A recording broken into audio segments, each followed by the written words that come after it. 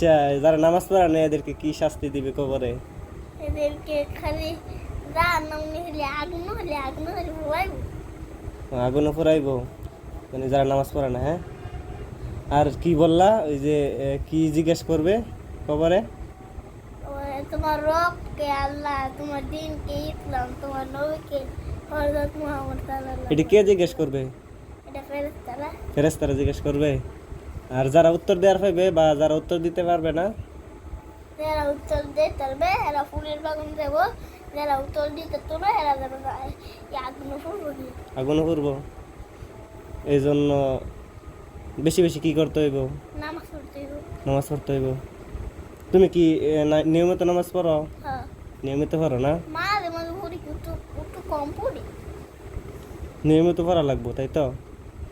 এখন থেকে অভ্যাস করা লাগবে ছোটকাল থেকে, তাই না? আমার 8 বছর হয়ে গেছে, 7 বছর হতে আমার পাপলে শুরু হচ্ছে। হাপলে শুরু হইতেছে। নামাজ যে পড়ি না, নামাজ আমি 7 বছর হতে 6 বছর হতে বুঝলাম না নামাজ মানে নামাজ কি। পরে মনে মনে বুঝি নামাজ কি। এখন বুঝাও, হুম, এখন মোটামুটি পড়ার চেষ্টা করো। হ্যাঁ, হুম। আমি যেইটা থিরিতে পড়ি, যেইটা রিডিং সব পারি না। তো ভালোই মাশাআল্লাহ।